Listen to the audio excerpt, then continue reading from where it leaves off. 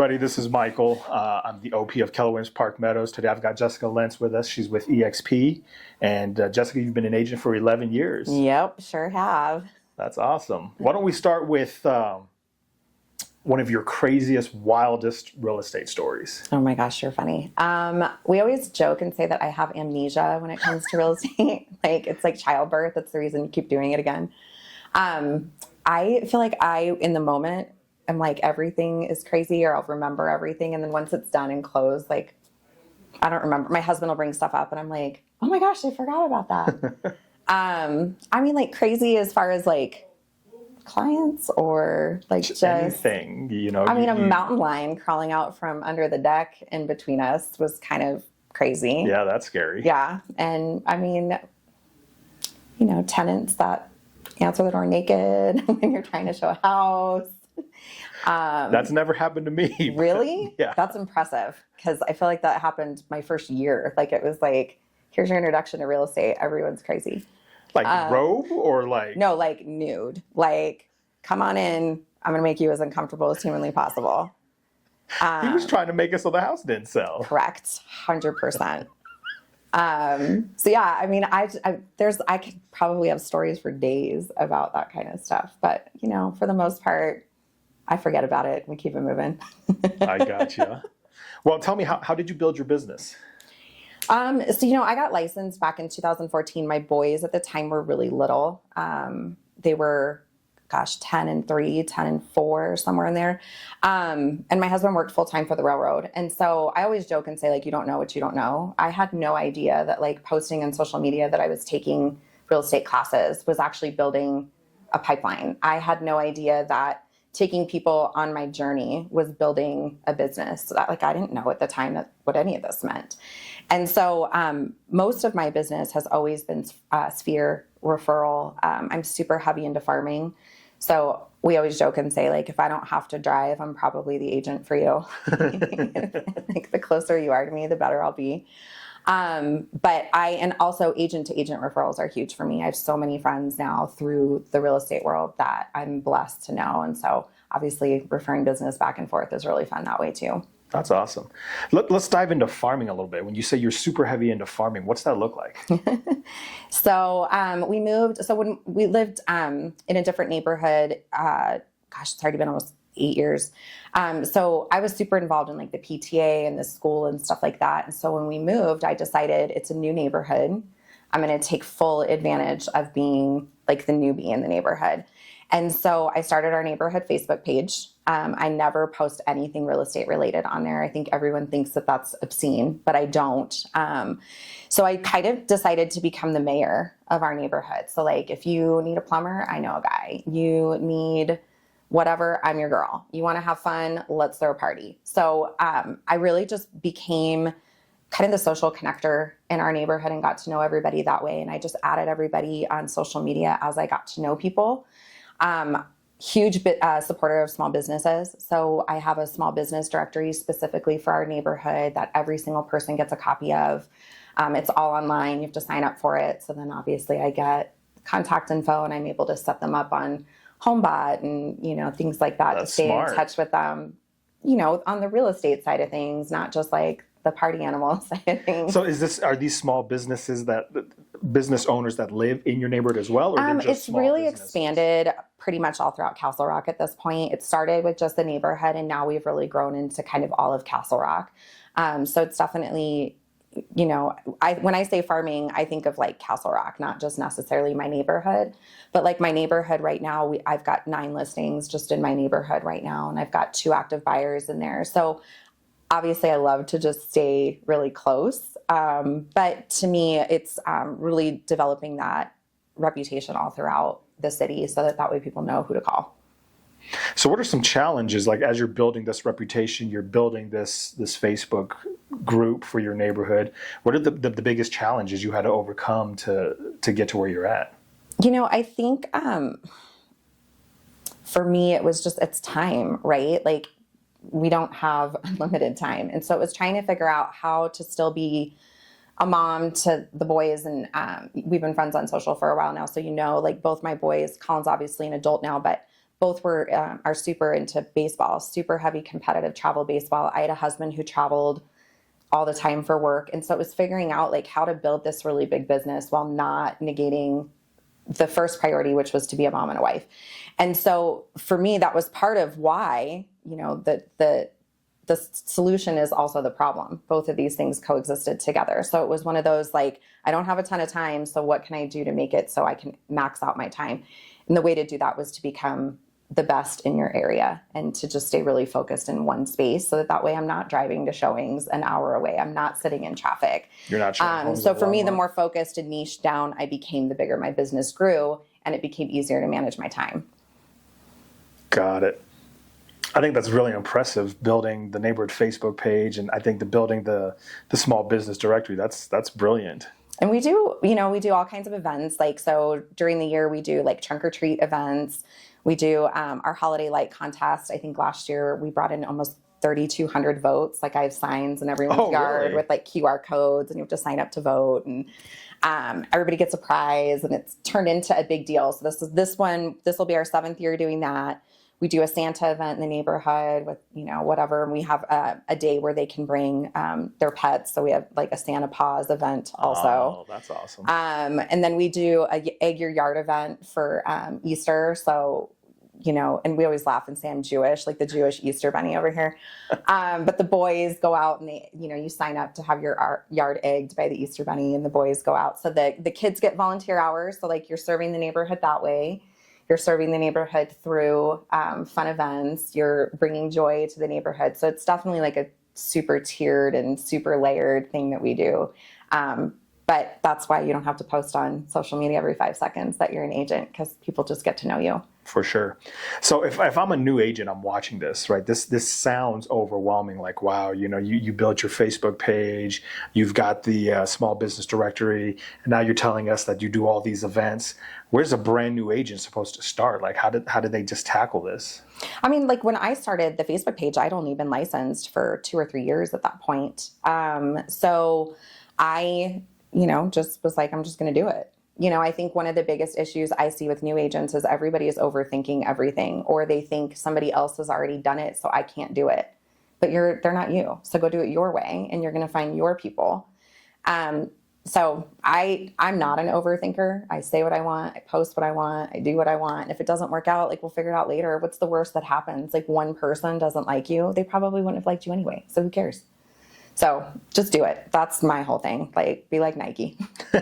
Just do it. I love it. So what's next for you? Are you trying to build a big team? What do the next 5 years look like for you? I don't know the answer to that right now. So, I've been a mom since I was 17. My oldest is going to be 25. He moved out. He's on his own now. My youngest just turned 16. So I've relinquished my 24 years of school drop off and pickup has been retired. So I think for me, some of it is like, one, we're stepping into just a whole new phase of life with the boys not being at home anymore. But for me, like, I've never not been an adult without kids. So what does that look like even? I mean, forget business. Like, what is that? What do I even like to do? I don't know the answer to that right now. So, I think, the business might grow, the business might not. I don't know. I don't know the answer to that question right now. Well, what's a typical day look like for you? This is the question that cracks me up. So I really only work about 3 hours a day. Everyone thinks I'm lying when I say that or being dramatic. It's true, though. So I have a very focused 3 hours in the morning where I work on the business and in the business. Obviously, you have appointments and things like that in the afternoon that you have to go deal with. But for the most part, my day is done by in 3 hours. My day is usually done between 9 and 10. And then I can kind of go do whatever I want the rest of the day. I think we spend too much time being busy, not being productive. I think that is the biggest issue with agents. Being busy doesn't make you money. You need to go be productive. So if you can spend 3 highly focused hours a day on your business, or even 1, like maybe 1 is enough for you right now, or it's, just build on that. But my typical day, right now I get up, obviously get my morning going. My first hour of the day is always client needs, client servicing. check in with sellers, send out emails. I send out a Monday morning email every single week to my sellers with a super detailed breakdown. Hour 2 is, social media. Who's looking for a realtor? Do I need to post? Do I need to say something? Hour 3 is, I'm huge on handwritten cards. So I go through every day and I see, whose birthday is coming. Does someone's dog die? Do I need to send flowers to someone because their father passed away? Whatever. So my business is very big on like the personalization. I don't want anyone to ever feel like I don't care about them, period. Like I just want everyone to feel very loved by me. And then, afternoon is kind of whatever. Like sometimes it's lunch. Sometimes it's, I've got to go deal with a listing appointment. It's whatever. But my whole thing with that 3 hours is my day is done, and what I need to do to keep my business moving forward has to happen in those 3 hours. If it doesn't happen, the business doesn't continue to move forward. I think a lot of times agents let the pillars of their business fly to the wayside because they get busy and they forget. And then the busyness is over and we're back on the merry-go-round. It's the real estate roller coaster. Yeah, it's just this nonstop. So like I said, if it's 1 hour, it's 3 hours, 5 hours, but you have to do certain things every day to keep your business moving forward or it's not going to. So you mentioned like, whose birthday is, I'm going to send them a card. So do you have a database? And no database. Mm-mm. So how do you know it's somebody's birthday? So you send them a card? Just peruse Facebook. Facebook. And then I'll add, obviously, like I add stuff into my phone, as it comes up. But for the most part, like I've tried the whole CRM thing. It's just not my jam. I even tried I hired a VA for the first time last year. And I even tried doing a CRM with my VA, and I was like, this is just not your girl. Like, this is just not me. So we're just going to scratch that expense and move on with our life.